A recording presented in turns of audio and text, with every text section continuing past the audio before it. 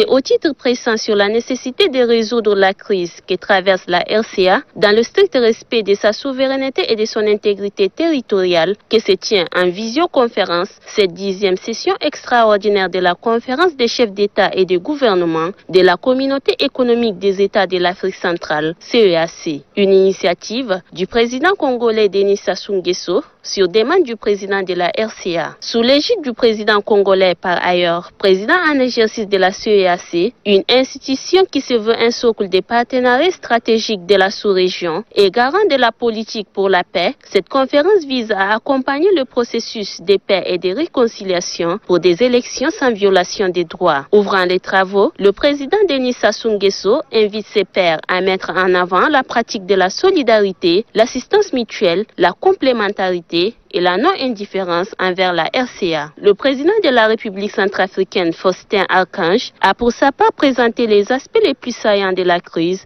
au cours des dernières semaines. Le Tchad, représenté par le ministre des Affaires étrangères, l'ambassadeur Amin Abbasidik, comme tout autre pays membre de la CEAC, soutient la tenue des élections dans les délais prévus. Après des échanges fructueux entre les participants, la conférence condamne sans équivoque le recours à la violence et toute tentative de remise en question de l'ordre constitutionnel établi en République centrafricaine.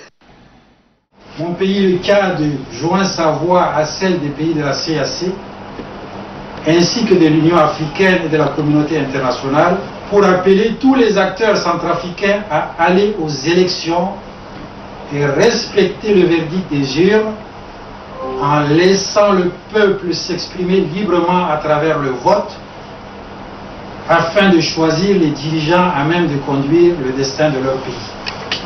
Cette phase prévue pour les élections est cruciale, d'autant plus que le gouvernement applique toutes les dispositions pour qu'elles se déroulent dans un climat apaisé. Malheureusement, les groupes armés ont bouleversé les dispositifs censés répondre aux bons critères des élections et de leur crédibilité. Nous tenons à faire remarquer que le report de ces élections nous entraînera dans un processus incontrôlable et nous risquons d'aller de report en report. Le Tchad réaffirme son soutien à la tenue des élections dans les délais prévus et son attachement au respect de la souveraineté et de l'intégrité territoriale de la RCA.